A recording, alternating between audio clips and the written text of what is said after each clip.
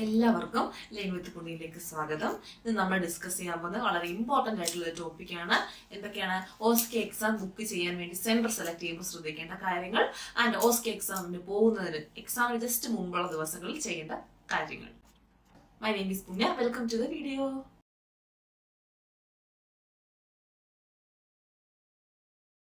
So ഇന്നത്തെ ടോപ്പിക്കിന്റെ importance പറഞ്ഞാൽ OSCE എക്സാം നമുക്ക് എല്ലാവർക്കും അറിയാം. നമ്മൾ പ്രാക്ടീസ് ചെയ്ത് കാണിക്കുന്ന എക്സാം ആണ് അല്ലെ. അല്ല നമ്മൾ എക്സാം ഇപ്പം സാധാരണ പരീക്ഷകളൊക്കെയാണ് നമ്മൾ ഇരുന്ന് എക്സാം ക്ലാസ്സിൽ ഇരുന്ന് എഴുതുന്നു, പേപ്പറുണ്ട്, പേനുണ്ട്, നമ്മൾ മാത്രമുള്ള ലോകം, നമുക്ക് എന്ത് വേണമെങ്കിലും എഴുതി വെക്കാം. ഉള്ള ഒരു ടെൻഷൻ പറഞ്ഞാൽ ആകെ ഇടയ്ക്ക് ടീച്ചർമാർ വന്ന് അടുത്ത് നിൽക്കുമ്പോൾ ടെൻഷനേ ഉള്ളൂ. പക്ഷെ OSCE എക്സാം അങ്ങനെയല്ല. നമ്മൾ ക്ലിനിക്കലി ഉള്ള എക്സാം ലൈക്ക് എന്താണ്, നമ്മുടെ ഫ്രണ്ടിൽ തന്നെ എക്സാമിന് അവിടെ ഇരിപ്പുണ്ട്, നമ്മളെ നോക്കിക്കൊണ്ടിരിക്കുക. ആൻഡ് എന്താണ്, നമ്മൾ ആ ബെഡ് സൈഡിൽ നിന്ന് പ്രാക്ടീസ് ചെയ്ത് കാണിക്കുകയാണ് അല്ലേ. നമ്മൾ ചെയ്യുന്ന പ്രൊസീജിയർ ഇപ്പോൾ ഓക്സിജൻ തെറാപ്പി അങ്ങനെ എന്തായാലും നമ്മൾ ചെയ്ത് കാണിക്കുകയാണ്. അപ്പോൾ ഉള്ള പ്രശ്നം എന്ന് പറഞ്ഞാൽ നമുക്ക് ടെൻഷൻ കൂടുതലാണ്. അറിയാതെ എങ്ങനെ ഒരു കയ്യബദ്ധം വന്നാൽ അതൊരു എററാവോ, അറിയാതെ ഹാൻഡ് വാഷ് ചെയ്തില്ല അല്ലെ, അത് ചെയ്തില്ല, അതൊക്കെ ഒരു എററായി നമ്മൾ ഫെയിൽ ആവും. അങ്ങനെയുള്ള ടെൻഷൻസ് ഒരുപാടുണ്ട് OSCE എക്സാം. അതുകൊണ്ട് തന്നെ OSCE എക്സാമിന്റെ സമയത്ത് ഉള്ള ടെൻഷൻ നമ്മുടെ എക്സാമിനെ ബാധിക്കുന്നുണ്ട്. അത് വലിയൊരു വൈറ്റൽ റോൾ പ്ലേ ചെയ്യുന്നുണ്ട്. ടെൻഷൻ കൂടി ബ്ലണ്ടർ കാണിച്ച് ഫെയിൽ ആയി പോകുന്ന സ്റ്റുഡൻസുകളുണ്ട്. നല്ല കോൺഫിഡന്റ് ആയിട്ട് പ്രൊസീജിയർ ചെയ്യുന്നവര് എക്സാമിന് കയറുമ്പോൾ എക്സാം റിലേറ്റഡ് ടെൻഷൻ കാരണം എന്തെങ്കിലുമൊക്കെ അബദ്ധം കാണിച്ച് വെള്ളമൊക്കെ തട്ടിമറിച്ചിടുക, അങ്ങനെയൊക്കെ ഫെയിൽ ആയി പോകുന്നവരുണ്ട്. സോ എക്സാമിന് 2-3 ദിവസം മുമ്പ് നമ്മൾ ചെയ്യേണ്ട കുറച്ച് കാര്യങ്ങൾ, അത് വളരെ നമ്മുടെ എക്സാമിനെ ഇൻഫ്ലുവൻസ് ചെയ്യുന്നുണ്ട് ഒരുപാട്. അതെന്തൊക്കെയാണെന്ന് നോക്കാം. ഫസ്റ്റ് വൺ, എക്സാമിന്റെ ബുക്കിംഗ് കൺഫർമേഷൻ മെയിൽ. എക്സാമിന്റെ ബുക്കിംഗ് കൺഫർമേഷൻ മെയിൽ ഒന്ന് ക്രോസ് ചെക്ക് ചെയ്യുക. നമ്മുടെ ഇമെയിലുണ്ട് എന്നൊക്കെ ഒന്ന് ജസ്റ്റ് നോക്കി വെക്കുക. അത് എവിടെയാണ് കിടക്കുന്നത് എന്നൊക്കെ നോക്കുക. അതിന്റെ PDF ഫോർമാറ്റ് വല്ലതും ഉണ്ടെങ്കിൽ ഡൗൺലോഡ് ചെയ്ത് പെട്ടെന്ന് ആക്സസ് എന്ന് വെച്ചാൽ ചോദിക്കുമ്പോൾ നമ്മൾ മെയിലുകളും തപ്പാതെ പെട്ടെന്ന് എടുക്കാൻ പറ്റുന്ന രീതിയിലൊക്കെ ഒന്ന് ഒരു ഫോൾഡറിലാക്കി വെക്കുവോ അല്ലെങ്കിൽ വാട്സപ്പിലൊക്കെ ഒന്ന് അയച്ചിടുവോ, അങ്ങനെ നമുക്ക് പെട്ടെന്ന് ആക്സസ് കിട്ടുന്ന രീതിയിലൊക്കെ ആക്കി അതിനൊന്ന് വെക്കുക. അത് എക്സാമിന് 2 ദിവസം മുമ്പോ അല്ലെങ്കിൽ തലേ ദിവസമോ ഒക്കെ ചെയ്ത് വെക്കണം. നെക്സ്റ്റ് ആണ് ഹോട്ടൽ അവൈലബിലിറ്റി. ഇപ്പൊ നിങ്ങൾ ഗ്രൂപ്പായിട്ട് കുറച്ച് പേര് എക്സാം എഴുതാൻ പോകണം. അപ്പൊ നിങ്ങളുടെ ചിലയിടത്തൊക്കെ ആണെങ്കിൽ എക്സാം സെന്റർ നമുക്കറിയാം 5 എക്സാം സെന്റേഴ്സേ ഉള്ളൂ. അപ്പൊ ആ എക്സാം സെന്റർ എല്ലാവർക്കും അടുത്തായിരിക്കില്ല. അപ്പൊ ചിലരൊക്കെ പോയി ഹോട്ടലിൽ സ്റ്റേ ചെയ്തിട്ടാണ് എക്സാം എഴുതുന്നത്. അപ്പൊ അങ്ങനെയുള്ള ആളാണ് നിങ്ങളെങ്കിൽ നിങ്ങളുടെ ഹോട്ടലിന്റെ അവൈലബിലിറ്റി ഹോട്ടലൊക്കെ ചെക്ക് ചെയ്തിട്ടുണ്ട് അല്ലെങ്കിൽ നേരത്തെ ബുക്ക് ചെയ്തിട്ടുണ്ടെങ്കിൽ നേരത്തെ ബുക്ക് ചെയ്യുക. നേരത്തെ ബുക്ക് ചെയ്യാൻ ഓപ്ഷൻ ഉണ്ടെങ്കിൽ ബുക്ക് ചെയ്യുക. ഇൻ കേസ് അവിടെ ചെന്നിട്ട് എടുക്കാമെന്ന് വിചാരിച്ച് അങ്ങനെ ഒരു ഫാക്ടറിൽ ഒരു ടെൻഷൻ അവിടെ മാറ്റി വെക്കണ്ട. നേരത്തെ ബുക്ക് ചെയ്യാൻ പറ്റുമെങ്കിൽ നേരത്തെ ബുക്ക് ചെയ്ത് സേഫ് ആക്കി വെക്കുക. ബുക്ക് ചെയ്തതിന്റെ ഡീറ്റെയിൽസ് ഒക്കെ എടുത്ത് വെക്കുക. അതൊക്കെ കറക്റ്റ് നമ്മുടെ ഫോണിൽ നമുക്ക് പെട്ടെന്ന് റീച്ച് ആവുന്ന രീതിയിൽ എടുത്ത് വെക്കുക. അടുത്താണ് നമ്മുടെ ട്രാവൽ ടിക്കറ്റ്സ്. നമ്മൾ ചിലര് എക്സാം സെന്റർ അടുത്തുള്ളവർ അന്ന് രാവിലെ ആയിരിക്കും ട്രാവൽ ചെയ്യുന്നത്. അപ്പൊ അങ്ങനെയുള്ളവരാണെങ്കിലും 2 ദിവസം മുമ്പോ അല്ലെ തലേ ദിവസമോ ട്രാവൽ ടിക്കറ്റും കാര്യങ്ങളൊക്കെ എടുത്ത് വെച്ചിരിക്കുക. അതിന് മുമ്പേ 2-3 ദിവസം മുമ്പേ ട്രാവൽ ഒരു ദിവസം സ്റ്റേ ചെയ്യുന്നവരാണെങ്കിൽ തലേന്ന് യാത്ര തുടങ്ങുന്നവരാണെങ്കിൽ അങ്ങോട്ടുള്ള ട്രെയിൻ ടിക്കറ്റ്സ്, അതിനുശേഷം എങ്ങനെ പോകും, ടാക്സി പോകണോ, അങ്ങനെയൊക്കെയുള്ള റൂട്ട് മാപ്പ് പോലൊക്കെ എല്ലാം സെറ്റ് ചെയ്ത് വെക്കുക. ഇന്ന സ്ഥലം തൊട്ട് ഇന്ന സ്ഥലം വരെ ട്രെയിൻ പോകും, അതിന്റെ ടിക്കറ്റ്, അത് കഴിഞ്ഞ് ടാക്സിക്ക് പോവാം, അപ്പൊ എത്ര രൂപ അതിന് വേണം, അത് ചില്ലറയാക്കി കയ്യിൽ വെക്കണോ, അങ്ങനെയൊക്കെയുള്ള കാര്യങ്ങളൊക്കെ ട്രാവൽ ടിക്കറ്റ്സും അതിനുള്ള എക്സ്പെൻസും ഒക്കെ കറക്റ്റ് ആയിട്ട് റെഡിയാക്കി വെക്കുക. നെക്സ്റ്റ് ആണ് വളരെ ഇമ്പോർട്ടന്റ് പാർട്ട് ആയിട്ടുള്ള നമ്മുടെ ഡോക്യുമെന്റ്സ്. എന്തൊക്കെ ഡോക്യുമെന്റ്സ് കൊണ്ടുപോകണം എന്നുള്ളത്. നമ്മൾ ഇതുപോലത്തെ ഒരു പ്ലാസ്റ്റിക് ബാഗ്, ഒരു പ്ലാസ്റ്റിക് ഫയൽ എടുക്കുക. അതിനകത്ത് നമുക്ക് ആവശ്യമുള്ള ഇമ്പോർട്ടന്റ് ഡോക്യുമെന്റ്സ് എല്ലാം കറക്റ്റ് ആയിട്ട് അറേഞ്ച് ചെയ്ത് വെക്കുക. നമ്മൾ എക്സാമിന് പോകുമ്പോൾ നമ്മൾ NMCക്ക് അപ്ലൈ ചെയ്തതിന്റെ ഒറിജിനൽസും കൊണ്ടുപോകണം. സോ നമ്മുടെ ഒറിജിനൽസ് എങ്ങും മിസ്സാവാതെ നമുക്ക് സൂക്ഷിച്ച് കൊണ്ടുപോകാൻ പറ്റിയ രീതിയിൽ നമ്മൾ ഒറ്റ ഫയലാക്കി വെക്കുക. ഒരു ഫയലിലെ ഒറിജിനൽസും അടുത്ത ഒരു ഫയലില് നമ്മൾ അതിന്റെ ഫോട്ടോ കോപ്പീസും വേണം കൊണ്ടുപോകാനായിട്ട്. ഒറിജിനൽ ഡോക്യുമെന്റ്സ് ആയിട്ടുള്ള നമ്മുടെ NMCക്ക് വേണ്ടി യൂസ് ചെയ്ത നമ്മുടെ ഡിഗ്രി സർട്ടിഫിക്കറ്റ്, നമ്മുടെ PCC സർട്ടിഫിക്കറ്റ്, പിന്നെ നമ്മുടെ കേരള നഴ്സിംഗ് കൗൺസിൽ അല്ലെങ്കിൽ നമ്മുടെ mother nursing council registration certificate, അങ്ങനെ നമ്മുടെ രജിസ്ട്രേഷൻ സർട്ടിഫിക്കറ്റ്സ് എല്ലാം നമ്മൾ COS എല്ലാം നമ്മൾ ഒറിജിനൽസ് ഒരു ഫയലിലും അതിന്റെ ഒക്കെ ഓരോ 2-3 കോപ്പീസ്, ഒരു കോപ്പി വെച്ച് കൊണ്ടുപോയാൽ മതി. കോപ്പീസും കൂടെ നമ്മൾ 2 ഫയൽസിലാക്കി കോപ്പീസ് സെപ്പറേറ്റ് ഒറിജിനൽസ് സെപ്പറേറ്റ് എന്നുള്ള രീതിയിൽ എടുത്ത് റെഡിയാക്കി വെക്കുക. PCCയുടെ കാര്യം പറയുമ്പോൾ പലരും പറയുന്നുണ്ട് PCC എക്സ്പെർട്ട് ആയ കുഴപ്പമുണ്ട്, എക്സ്പെർട്ട് ആയില്ലെങ്കിൽ കുഴപ്പമുണ്ടെന്നൊക്കെ പറയുന്നുണ്ട്. പക്ഷെ എനിക്ക് എന്റെ എക്സാമിന് പോകുമ്പോൾ എന്റെ PCC എക്സ്പയർഡ് ആയിരുന്നു. ആൻഡ് ഞാൻ പോയത് നോർത്ത് യൂണിവേഴ്സിറ്റിയിലാണ് എക്സാമിന് പോയത്, ന്യൂകാസ്റ്റലില്. എനിക്ക് കുഴപ്പമൊന്നുമില്ലായിരുന്നു. അവര് എന്റെ PCC എക്സ്പയർഡ് ആയെന്ന് വെച്ചാൽ ഒരു പ്രശ്നമില്ലായിരുന്നു. പിന്നെ കോവിഡിന്റെ സമയത്താണെങ്കിൽ കോവിഡിന്റെ ഫോം ഒക്കെ വേണം. ഇപ്പൊ അതൊന്നും വേണ്ട. നിങ്ങൾ ഒറിജിനൽസും ഫോട്ടോ കോപ്പീസും കൊണ്ടുപോയാൽ മതി. പിന്നെ അടുത്ത മോസ്റ്റ് ഇമ്പോർട്ടൻറ്റ് സാധനമാണ് പാസ്പോർട്ട്. പാസ്പോർട്ട് ഇല്ലാതെ പോയിട്ട് കാര്യമില്ല. പാസ്പോർട്ടാണ് ഏറ്റവും ഇമ്പോർട്ടൻറ്റ്. പാസ്പോർട്ട് സ്കാൻഡ് കോപ്പി ഒന്നും കാണിച്ചിട്ട് കാര്യമില്ല. ഒറിജിനൽ പാസ്പോർട്ട് കയ്യിൽ ഉണ്ടായിരിക്കണം. അത് വെച്ചാൽ നമുക്ക് പിന്നെ യൂസ് ചെയ്യുന്നത് ഫ്രണ്ടിലൊന്നും മാറ്റണ്ട. നമ്മുടെ ഒറിജിനൽ സർട്ടിഫിക്കറ്റ്സിന്റെ കൂടെ തന്നെ പാസ്പോർട്ട് വെച്ചുകൊണ്ട് പോകുന്നതായിരിക്കും ബെറ്റർ. ഒറിജിനൽ പാസ്പോർട്ടാണ് നമ്മുടെ ID പ്രൂഫ്. അത് വെച്ചിട്ടാണ് നമ്മുടെ NMC അക്കൗണ്ട് സ്റ്റാർട്ട് ചെയ്തിരിക്കുന്നത്. അതുകൊണ്ട് തന്നെ അതാണ് ക്രോസ് വെരിഫിക്കേഷൻ. ഇന്ന ആള് തന്നെയാണ് എക്സാം എഴുതാൻ വന്നിരിക്കുന്നതെന്ന് ID പ്രൂവ് ചെയ്യാൻ വേണ്ടിയിട്ട് പാസ്പോർട്ടാണ് യൂസ് ചെയ്യുന്നത്. പാസ്പോർട്ട് എടുക്കാൻ മറന്നിട്ട് അതിന്റെ സ്കാൻഡ് കോപ്പി ഫോണിൽ കാണിച്ചാലൊന്നും അവർ അക്സെപ്റ്റ് ചെയ്തില്ല. ഒറിജിനൽ പാസ്പോർട്ടും കൊണ്ട് വേണം പോവാൻ. അതിന്റെ ഒരു കോപ്പി നമ്മുടെ കോപ്പീസിന്റെ കൂട്ടത്തിൽ എടുത്തു വെച്ചിരിക്കുക.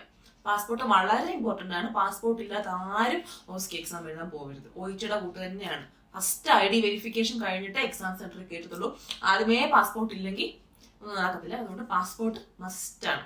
പിന്നുള്ളതാണ് ഒരു എമർജൻസി മെഡിക്കേഷൻസ്. ലൈക്ക് ചിലർക്കാണെങ്കിൽ ടെൻഷൻ കൂടുമ്പോൾ തലവേദന എടുക്കും, അങ്ങനെയൊക്കെയുള്ള പ്രശ്നങ്ങളുള്ളവരുണ്ട്. അപ്പോൾ അതുകൊണ്ട് നിങ്ങൾക്ക് എന്തെങ്കിലും റെഗുലർ മെഡിക്കേഷൻ എടുക്കുന്നവരാണ് നിങ്ങളെങ്കിൽ ആ മെഡിക്കേഷൻസ് കൊണ്ടുപോവുക. ഇങ്ങനെ ആസ്മ ഇൻഹേലേഴ്സ് ഒക്കെ ഉപയോഗിക്കുന്നവരാണെങ്കിൽ അതൊക്കെ കൊണ്ടുപോവുക. ആൻഡ് നമുക്ക് യാത്രയും ഹോട്ടലിലെ താമസവും അതൊക്കെ കഴിഞ്ഞ് രാവിലെ എക്സാമിനൊക്കെ പോകുമ്പോൾ എക്സാം റിലേറ്റഡ് ടെൻഷനൊക്കെ ഉണ്ടാവും. അപ്പോൾ ഹെഡേക്ക് വരാൻ ചാൻസ് ഉണ്ട്. അപ്പോൾ ഹെഡേക്ക് സഹിച്ച് പിടിച്ച് നിന്ന് എക്സാം എഴുതേണ്ട കാര്യമൊന്നുമില്ല. ഒരു പാരസിറ്റമോളോ എന്തെങ്കിലുമൊക്കെ ഒന്ന് കൈ കൊണ്ടുപോവുക. പിന്നെ നമ്മൾ ഇങ്ങോട്ട് വന്നു കഴിഞ്ഞ് ഉടനെ എക്സാം എഴുതുന്നവരൊക്കെ ഉണ്ട്. അപ്പോൾ പെട്ടെന്ന് തണുപ്പോട്ട് എക്സ്പോഷർ വന്ന് പനിയായിട്ടിരിക്കുന്നവരൊക്കെ ഉണ്ടാവും. സോ അങ്ങനെയുള്ള നമ്മുടെ എമർജൻസി മെഡിക്കേഷൻസ് ഒക്കെ പാരസിറ്റമോൾ അല്ലെങ്കിൽ തലവേദനയ്ക്കുള്ള വിക്സ് അതൊക്കെ ഒന്ന് എമർജൻസി മെഡിസിൻസ് ഒക്കെ ഒന്ന് പാക്ക് ചെയ്ത് എടുത്തേക്കുക. പിന്നുള്ളതാണ് യൂണിഫോം നമ്മുടെ ഒരു സെറ്റ് യൂണിഫോം. മിക്കുള്ളവർക്കും യൂണിഫോംസ് ട്രസ്റ്റ് ചെയ്ത് കൊടുത്ത യൂണിഫോംസ് കാണും. അപ്പൊ യൂണിഫോം തേച്ച് കറക്റ്റ് ആക്കി അത് കൊണ്ടുപോവുക. അതല്ല നമുക്ക് കെയർ ഹോമിലാണ് വർക്ക് ചെയ്യുന്നത്, നമ്മുടെ യൂണിഫോം ഇല്ലെങ്കിൽ സ്ക്രബ് ഇട്ടിട്ട് പോകും. എല്ലാവർക്കും ഉള്ള ഡൗട്ടാണ് OSCEക്ക് പോകുമ്പോൾ ഏത് ഡ്രസ്സ് കളർ ഡ്രസ്സിൽ പോകണമെന്നൊക്കെ.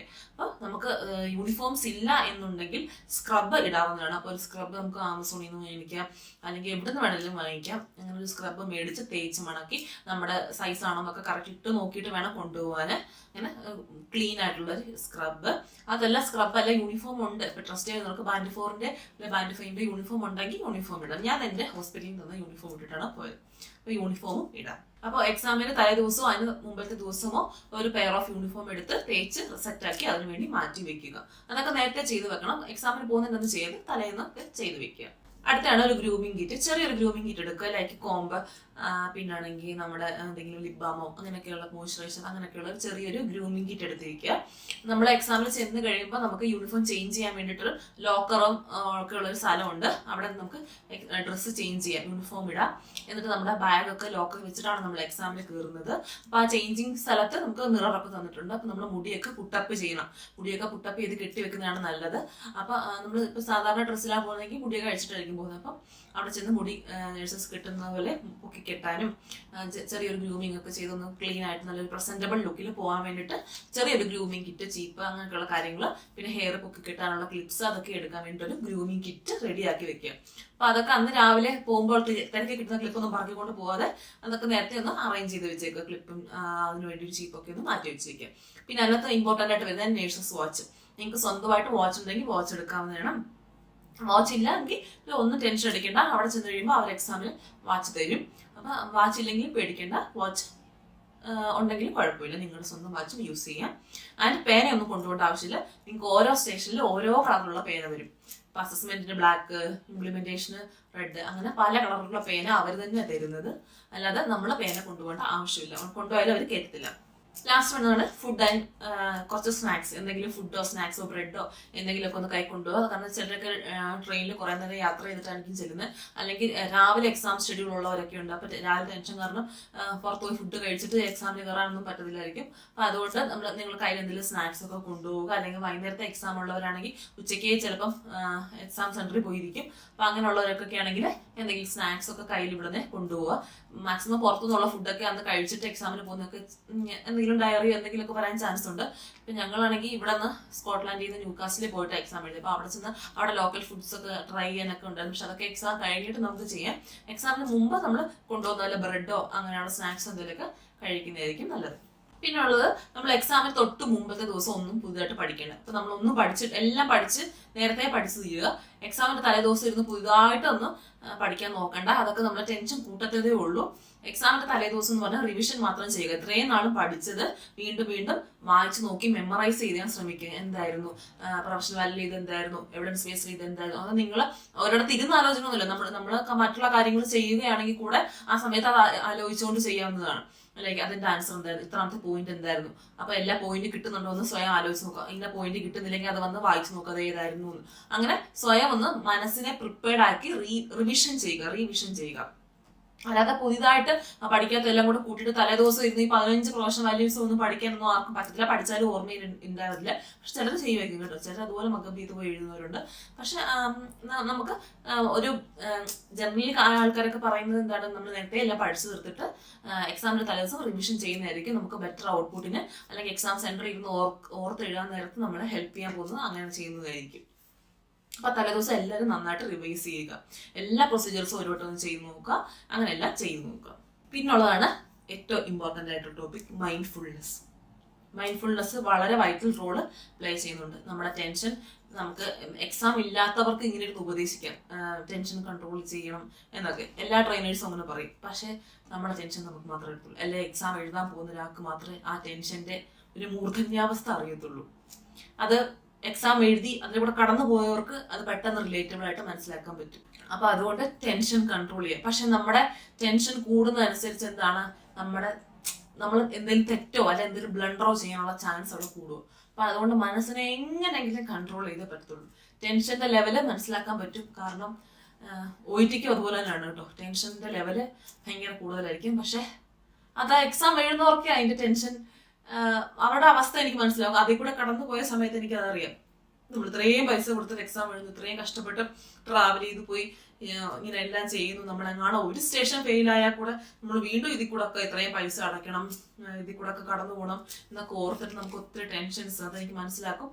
പക്ഷെ എന്താണ്, നമ്മുടെ ടെൻഷൻ നമുക്ക് എങ്ങനെയെങ്കിലും കൺട്രോൾ ചെയ്യാൻ പറ്റുള്ളൂ. അപ്പൊ ടെൻഷൻ കൺട്രോൾ ചെയ്യാനുള്ള ഒറ്റ മാർഗം, ഒന്ന് മൈൻഡ്ഫുൾനെസ് ആയിട്ടുള്ള വീഡിയോസ് കാണും, മൈൻഡ്ഫുൾനെസ് ആയിട്ടുള്ള സൗണ്ട് കേൾക്കുക. മൈൻഡ്ഫുൾനെസ് ആഡ് ഫ്രീ സൗണ്ട്സ് എന്ന് യൂട്യൂബിൽ അടിച്ചു കൊടുത്താൽ തന്നെ ഓരോ സൗണ്ടുകളൊക്കെ കിട്ടും. അപ്പൊ അതൊക്കെ കേട്ട് കോൺസെൻട്രേറ്റഡ് ആയിട്ട് ഇരിക്കും. അങ്ങനെ ചെയ്യുന്നത് നമ്മളെ ഒരുപാട് കോൺസെൻട്രേഷൻ ഹെൽപ്പ് ചെയ്യും. ലൈക്ക് നമ്മൾ OETക്ക് ആണെങ്കിൽ കൂടെ നമുക്ക് ലിസണിങ് കിട്ടാത്തത് കോൺസെൻട്രേഷന്റെ ഫാക്ടർ കൊണ്ടായിരിക്കും. അപ്പൊ അതിനും OETക്കാർക്കും വേണമെങ്കിൽ അത് ട്രൈ ചെയ്യാവുന്നതാണ്. അപ്പൊ മൈൻഡ്ഫുൾനെസ് ഒക്കെ ചെയ്യുക. അപ്പൊ നമ്മുടെ ടെൻഷൻ ഒന്ന്, സ്ട്രെസ് ലെവൽ ഒന്ന് കുറയ്ക്കാൻ സാധിക്കും. പിന്നെ എല്ലാത്തിനും ഒരു കൂൾ മോഡിൽ എടുക്കുക. ലൈക്ക് നമ്മൾ ഈ എക്സാം എഴുതുന്നത് നമ്മുടെ ജീവിതാവസാനം ഒന്നും അല്ല, നമുക്കൊരു അപ്ഗ്രേഡേഷൻ, നമ്മുടെ പ്രൊഫഷനിൽ ഒരു അപ്ഗ്രേഡ് കിട്ടാൻ വേണ്ടിയിട്ടാണ് നമ്മൾ ഇത് എഴുതുന്നത്. ഇത് ഫെയിൽ ആയാൽ നമുക്ക് ഇനി പൈസ ഇട്ട് എഴുതാം.